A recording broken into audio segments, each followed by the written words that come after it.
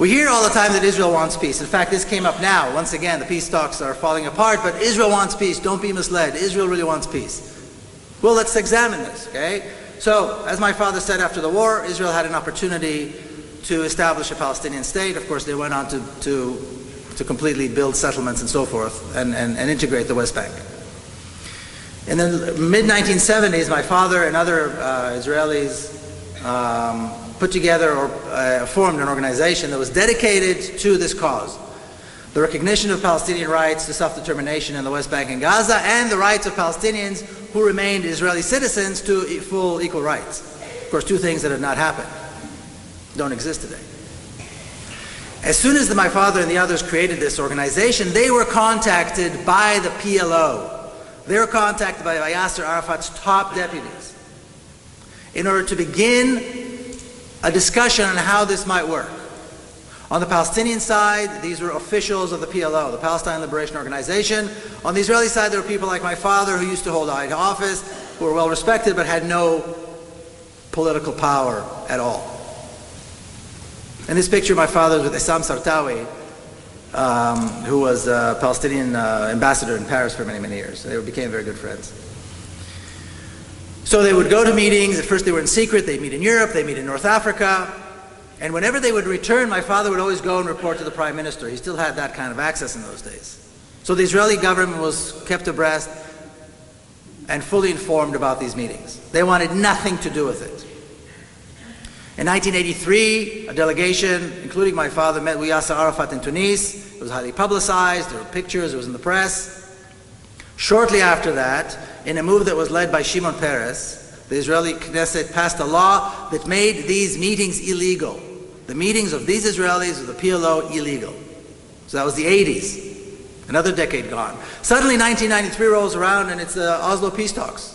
The White House law in September 1993, Bill Clinton is there, Arafat is there, Yitzhak Rabin is there, and they're signing Oslo Accords. Now by 1993, some of us of course are old enough to remember, the Soviet Union fell, the Berlin Wall fell, apartheid in South Africa fell, and there was a sense that Palestine is next. Peace was coming. So there was a lot of optimism. What people failed to realize is that by 1993 there was no more possibility to create a Palestinian state because there was no more West Bank. The West Bank was already fully integrated into Israel. Oslo was not an attempt to bring about peace. Oslo was an attempt by Israel to bring the Palestinians to surrender. And because the Palestinians would not surrender, there's no peace. Now people say that Oslo failed. Oslo did not fail. Oslo is a huge success. It accomplished exactly what it was set to do, to strengthen the Israeli hold on the country and its resources, and to make life harder for the Palestinians. When the Palestinians agreed to the two-state solution under the leadership of Yasser Arafat, they were willing to give up, or Yasser Arafat was willing to give up almost 80% of historic Palestine, the right of the Palestinians to return, and agreed to recognize and make peace with a very state that destroyed Palestine. And because he would go no further, he was accused of not making concessions. So when Bill Clinton brought everybody to Camp David and it didn't work, Arafat was blamed for not making concessions.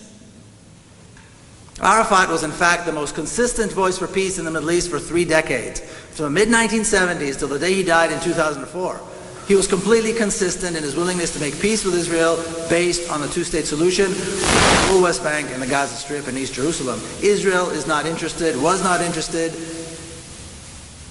and still will never be interested. This is not what Israel is about.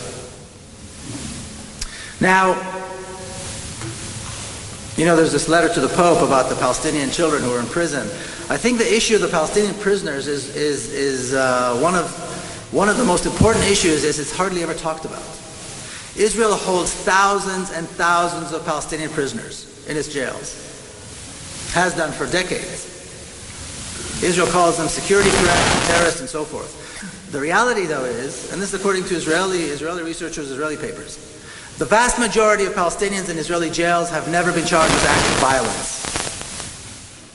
I'll say it again. The vast majority of Palestinians held in Israeli jails have not been charged with acts of violence, and this is by the very low standard of the Israeli military system, the Israeli military courts. According to them, a child with a rock is a terrorist, is a security threat. These are political prisoners, these are political leaders, intellectuals, clergymen, and others. And their crime is that they dare to resist. Now, we know that the world community has recognized the rights of people to resist. The rights of people to resist racist and alien colonial domination is legal according to international law. If Israel doesn't like Qassam rockets coming out of Gaza, Israel can end the occupation of Gaza and allow the Palestinians freedom. I remember my father being asked once, as a former general, he was asked, well, how do you talk to terrorists? He said, well, terrorism is a terrible thing. At the same time, when a small nation is occupied by a larger power, quite often terrorism is the only means at their disposal. At the same time, it's important to recognize that as is reflected in the prison population, the vast majority of Palestinian resistance has been like this, has been unarmed, has been led by people like Mattityahu, who are as far as possible, as far as you can possibly be, from thoughts of killing people or an armed resistance. Of course, the armed resistance gets all the fame, gets all the glory, gets all the press. But this is the reality. Now, I'm going to take you back for a moment to my own personal story. Some of you, I know the story because you've read the book or you've heard me speak, but in 1997, my sister's daughter was killed in a suicide attack in Jerusalem. And I was already living in the U.S. at the time, and as you can imagine, this is big news in Israel. Whenever when there used to be suicide attacks, of course, this was big news. In this case, this was the granddaughter of a famous Israeli general who later on became an advocate for Palestinian rights. So it was even bigger news. When I heard, I took the first plane home. I reached my sister's apartment. It was packed with people who came to mourn, both Palestinians and Israelis. And the press, every news outlet, every news agency from every country, every language you could possibly imagine was there. And the questions are always the same. The questions are, well, first of all, who's responsible? Then how do we get them? And then how many of them do we kill? And how do we make them, learn their lesson? How do we teach them? And so on. Well, my sister Nurit, who I think some of you have met, came out finally after the funeral. She said two things that I felt were earth-shattering. First thing she said was, in terms of revenge, retaliation, no real mother would want to see this happen to any other mother. Don't talk to me about killing more people. The idea of killing people in response to somebody's death is deplorable. It's insane. And she quoted from a famous Jewish poet, Bialik, who wrote that even the devil himself could not come up with a vengeance that's appropriate for the death of a child. And as for who's responsible, she said, well, let's take a look. Who is taking Palestinian land, destroying Palestinian homes, throwing Palestinian fathers and brothers in jail, shooting Palestinian children in the schoolyard, depriving them of water, depriving them of freedom? Who's doing all of this? It's the Israeli government. And both she and her husband Rami said, we hold the Israeli government directly responsible for our daughter's death. Because what do we expect? Do we expect that we can maintain this brutal oppression against another nation and there will be no consequences? There will be no price to be paid? And of course innocents are going to die. This is the reality. And it's a reality that we have imposed upon the Palestinians. Now she's become an activist. She's written a great book about the Israeli education system. I recommend you check it out. It's called Palestine and Israeli School Books.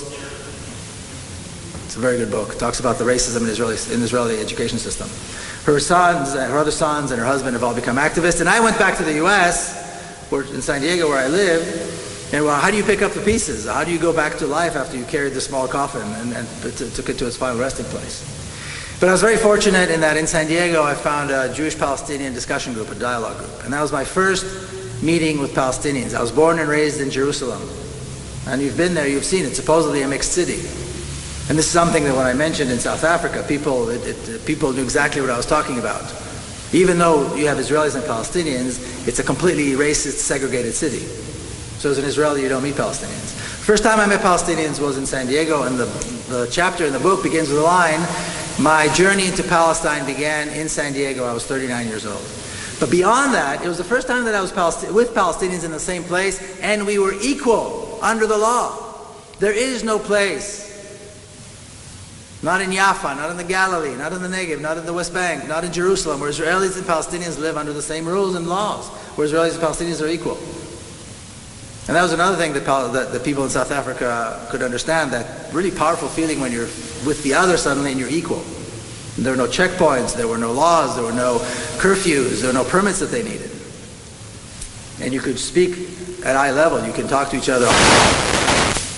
And gradually I began hearing about the Nakba, I began hearing about the Palestinian narrative, I began realizing that there's a whole other people, there's a whole other country that I never knew, even though I was raised there and I lived right next to them, and these are the Palestinians.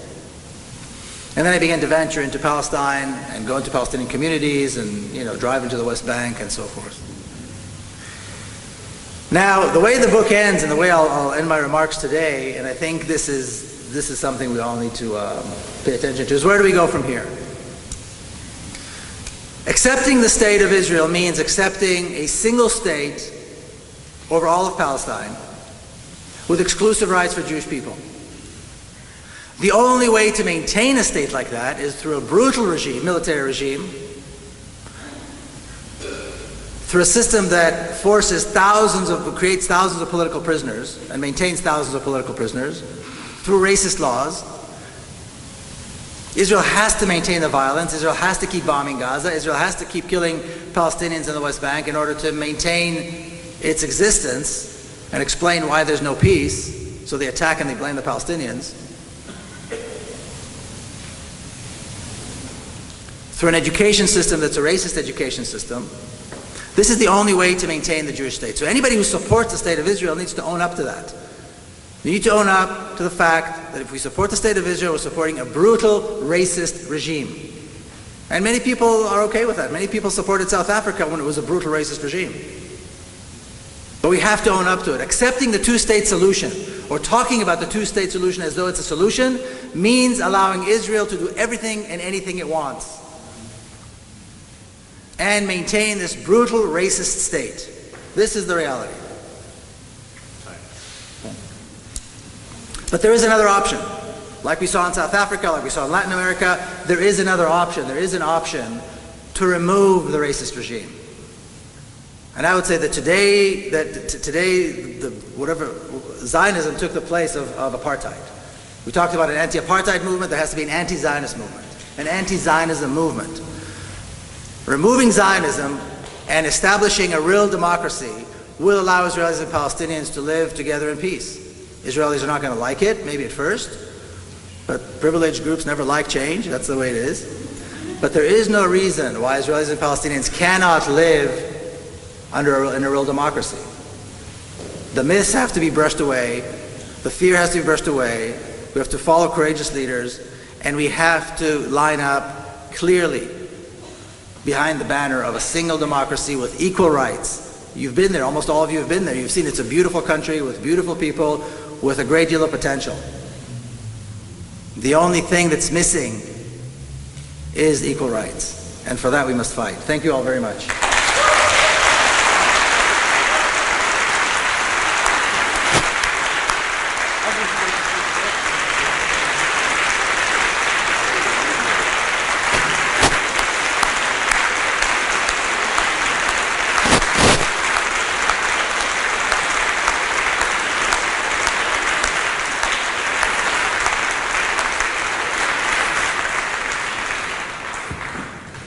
What a privilege for us to hear this.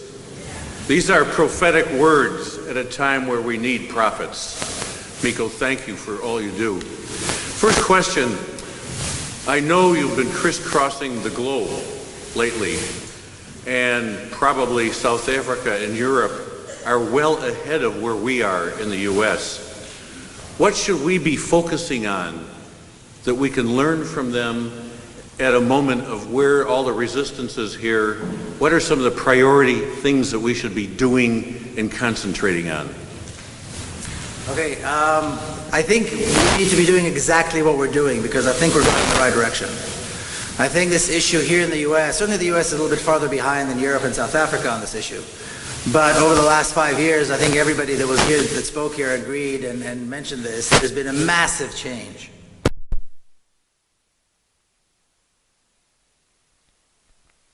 things like this. Thanks to student organizations on campuses that have been courageously leading this and exposing thousands of students to the Palestinian voice and to the cause of justice in Palestine. Thanks to BDS. 5 years ago you say about BDS, nobody knew what you're talking about. Today AIPAC is sweating over it. Bibi Netanyahu in his office in Jerusalem is worried about it. Things are changing and they're changing rapidly.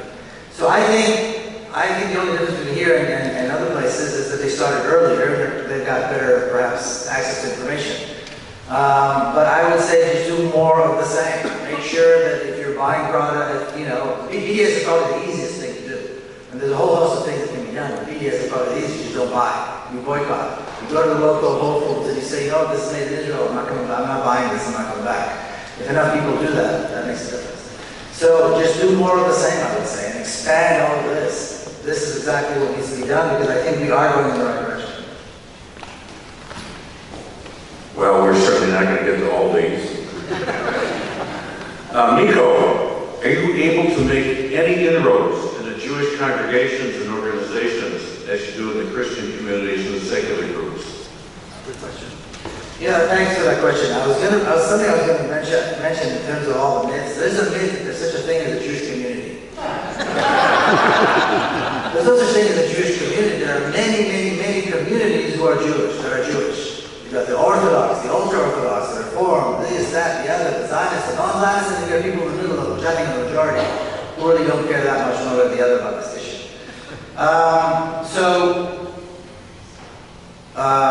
There are Jewish communities that care about this issue as all of us here do. Typically, they come to events like this, or they sponsor events that are inclusive. And so, certainly the Zionist community doesn't invite me. The Orthodox community doesn't have that much of an interest. The Jewish community does have an interest in this and supports the cause of justice, are usually not exclusive. When they hold events, I'm talking about groups like JDP, for example, they're here. They come to events like this. It's always inclusive. They're there with the student groups. They're there with churches. They're there in peace and justice groups. They don't stand up and say, I'm Jewish, I'm Jewish, I'm Jewish only. They say, we are human beings and we support the cause of justice. And that's, I see those people everywhere. I see those people. Okay, maybe a good follow-up to that one. Are there courageous leaders in Israel for your vision? Are they speaking out for the change that's needed? Not many, there are a few. I think probably the most courageous, well, let me backtrack. First of all, I'll say, I don't remember, there were not a lot of whites in South Africa that welcomed the end of apartheid. So you're not going to find a lot of Israelis who are going to welcome the end of Zionism. When you're privileged, you don't welcome change. In fact, they fight hard to maintain their privilege. There are, however, very courageous Israeli activists, Israelis who refuse to serve in the military, Israelis who march in the local protests, part of the popular resistance in the Palestinian West Bank and other places. So there are, but they're not vocal, they're not that many, they're not that, it's not that sense of leadership, it's more a sense of people who are grassroots, who are working on the ground. I will say something about the refusers. People refuse to serve in the Israeli army. In Israel, the draft is mandatory, but it's very easy to get out because the army is too big and really Israel has no enemies. So the only enemy is the Palestinians, and of course Palestinians have no guns, they've never been a Palestinian tank. So Israel doesn't really have a military threat. Maybe in their minds they do. So the army's too big, so on one hand they go and cancel the draft, on the other hand, if somebody's not motivated, they're not interested. So it's very easy to get out. You have a headache, a backache, you miss your laundry, you eat in bed. It's easy to find an American president to pull out. It didn't start with the president. An American president was still promising millions and billions of dollars to support our most important ally in Southeast Asia, a country that, by the way, no longer exists. In the end, he was forced to give it up and bring the forces back. So, that's not where it starts. I think Congress is going to be last. Politicians are going to be the last ones. They're going to see that the tides have changed, that it makes more sense to get elected easier if you don't support racism and apartheid, then they'll stop supporting racism and apartheid. So that's why this is so important. Because this happened first. This is how things change.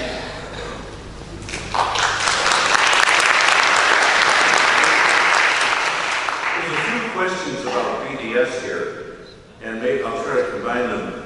Some boycotts target only products and settlements, but if Israel-Palestine is functionally one country, why should this restriction be maintained? And what must we as U.S. citizens do to make a more forceful impact with BDS now? Yeah, this whole idea that you boycott only products from West Bank settlements and not products from settlements in other parts of the country is absolutely absurd. It's absolutely absurd. First of all, there is no difference.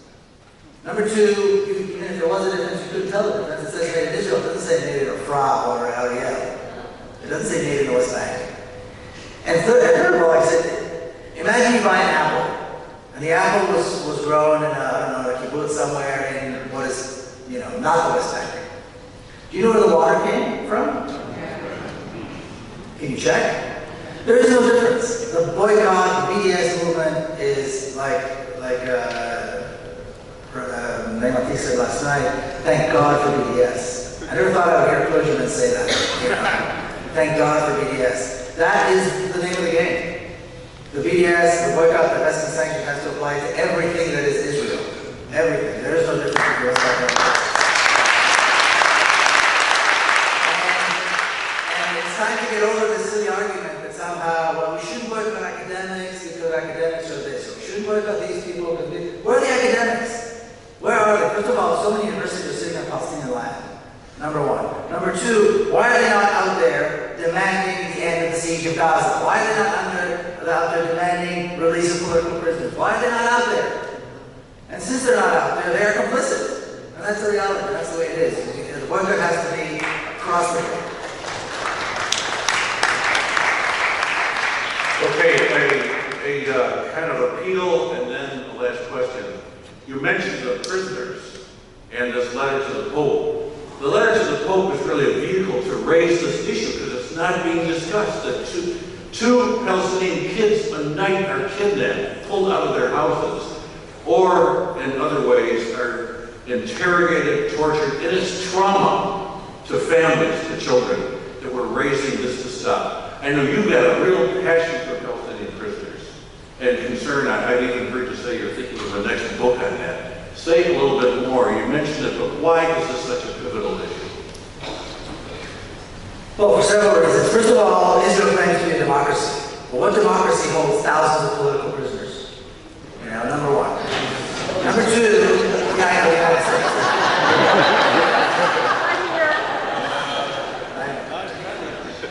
In fact, I mentioned what I'm hoping to write about next. It has to do with Palestinian political prisoners in this country. So, number two, they say Palestinians are one of the most incarcerated people in the world.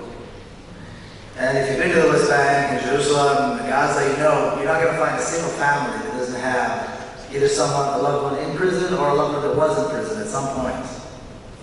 No serious discussion, no serious decision, no serious negotiation will ever be done without an okay from the prisoners. And the prisoners who are released are a major force. They are like heroes. They carry the fact that they were prisoners like a badge of honor, as they should. They are political prisoners, and they are part of the resistance. And I think the release of the prisoners is going to be part of the downfall of Zionism. Some of you may recall when de Klerk announced the end of apartheid. He said Nelson Mandela will be released without conditions. About 5 years before that, they wanted to release him, but they had a whole host of conditions. He said, thank you very much, I'm going back to my cell. And finally, they said, Nelson Mandela, and of course that means all the other prisoners as well. Prisoner release, unconditional release of the prisoners is not going to happen until it's all over. So until we get our act together and force the end of Zionism, and push for the end of Zionism, these people, some of them in jail without trial, some of them children, are going to remain in jail for years and years and years to come. And as people are conscious, I think we can't allow this to happen. I think we have to do something about it.